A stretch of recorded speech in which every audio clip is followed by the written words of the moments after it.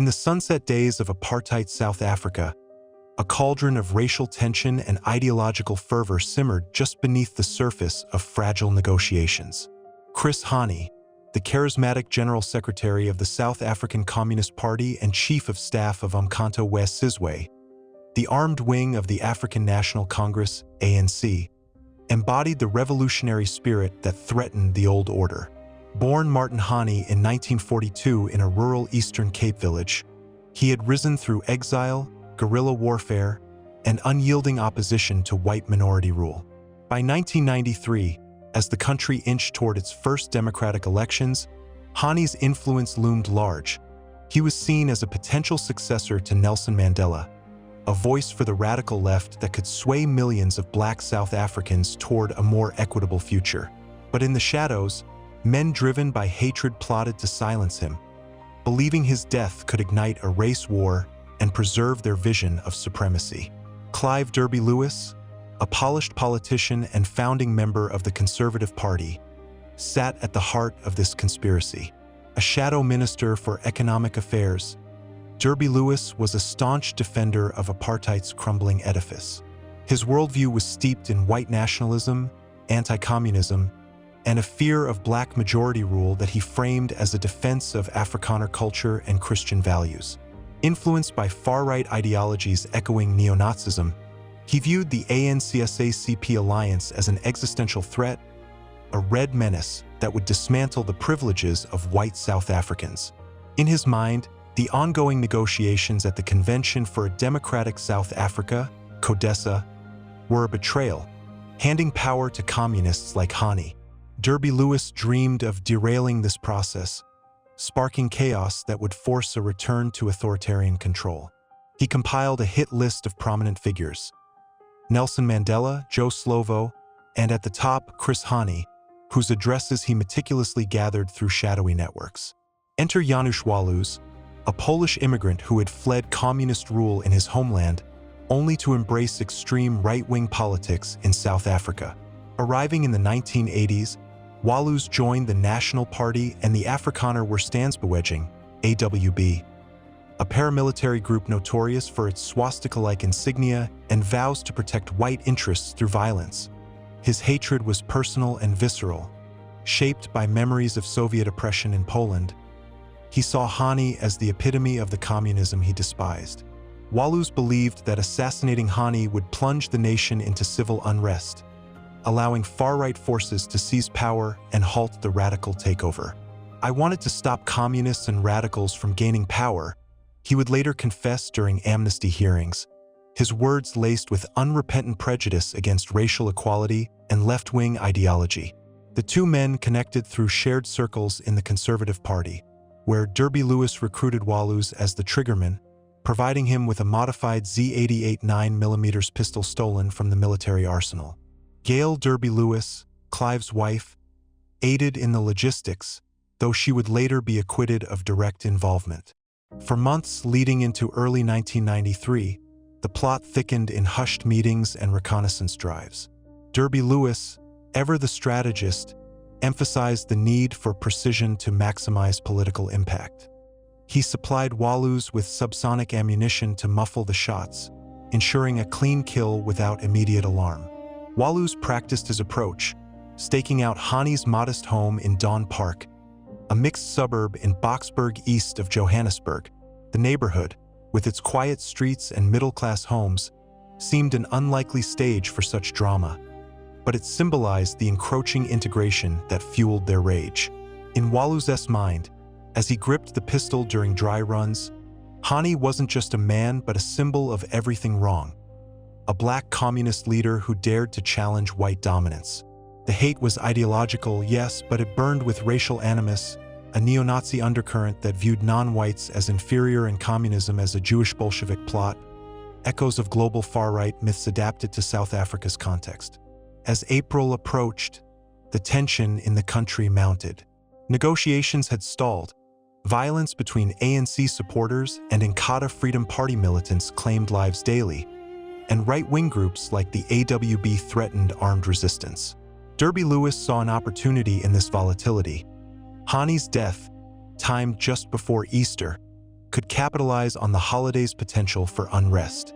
Waluś, fueled by propaganda and personal vendetta, felt a twisted sense of destiny. Little did they know, their act would not shatter the transition but accelerate it, exposing the fragility of their hateful worldview.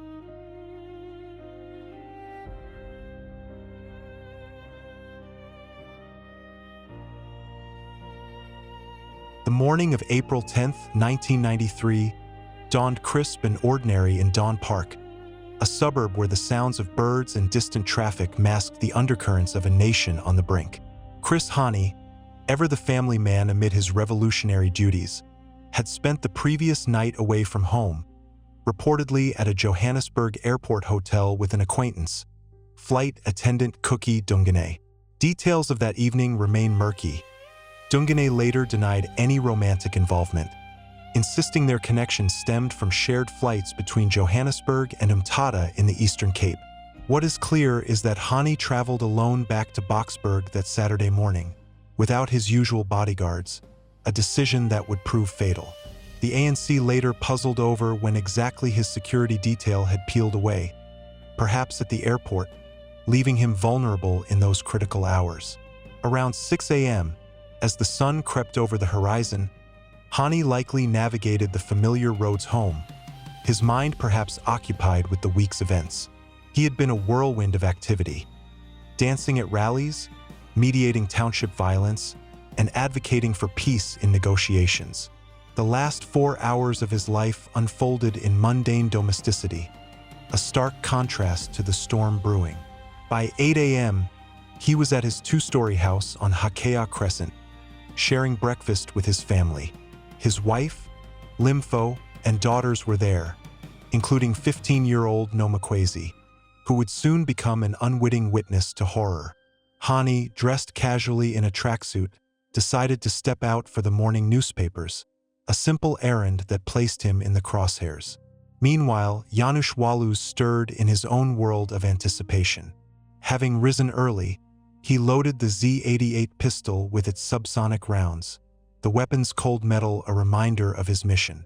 In his mind, the drive to Dawn Park was a culmination of months of simmering hate.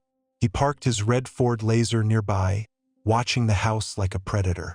The ideologies that propelled him, anti-communism fused with racial supremacy, warped his perception. Hani wasn't fetching papers. He was the enemy incarnate, a threat to civilization. Waluś's pulse quickened as he spotted Hani's cream-colored Toyota Cressida pull into the driveway.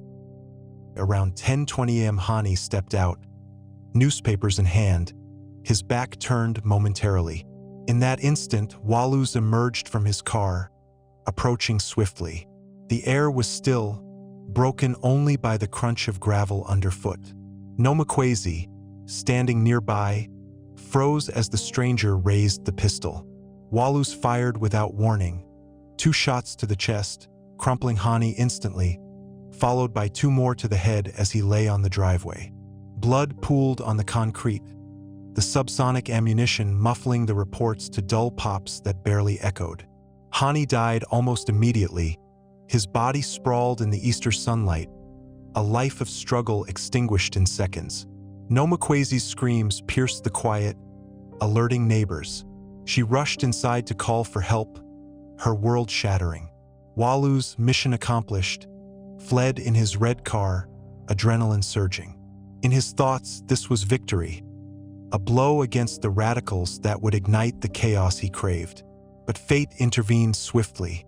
Neighbor Retha Harms, an Afrikaans housewife peering from her window, noted the vehicle's registration and color, phoning the police with remarkable composure. Within 10 minutes, Waluś was pulled over nearby, the smoking pistol still in his possession. As officers cuffed him, he offered no resistance, his face a mask of defiant satisfaction. Back at the scene, chaos descended. Limfo Hani cradled her husband's body, neighbors gathered in shock, and ANC comrades arrived to form a somber guard. They sang Hamba Kale Mkanto, a farewell to fallen warriors, their voices trembling with grief and rage.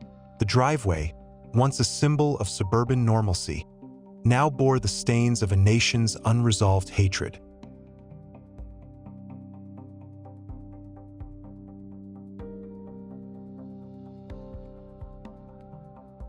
The shots that felled Chris Hani reverberated far beyond Dawn Park, threatening to unravel South Africa's delicate path to democracy. News spread like wildfire, igniting protests in Cape Town, Durban, and Port Elizabeth. Angry crowds clashed with police, resulting in at least 7 deaths, including 3 from gunfire. Over 6 million black workers joined a one-day strike on April 15th, paralyzing the economy in mourning.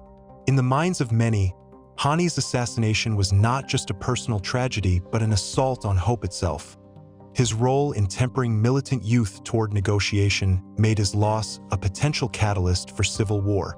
Nelson Mandela, vacationing in the Transkei, received the call from ally NATO, his shock turning to resolve. That evening, he addressed the nation on television, his voice steady yet laced with sorrow. "Tonight I am reaching out to every single South African, black and white. Now is the time for all South Africans to stand together against those who wish to destroy what Chris Hani gave his life for, the freedom of all of us." Mandela's words, delivered as if he were already president, quelled the worst fears, urging calm and unity. Behind the scenes, the tripartite alliance, ANC, SACP, and COSATU, demanded swift action. An election date, an interim government, and control over armed forces. Marches swelled to 1.5 million participants, channeling grief into political pressure. Clive Derby-Lewis was arrested days later when the pistol was traced back to him. Investigations revealed the hit list and stolen weapons' origins, exposing the plot's depth. At trial, Waluś and Derby-Lewis were sentenced to death, commuted to life imprisonment after capital punishment. Hani's death galvanized the anti-apartheid movement, accelerating negotiations.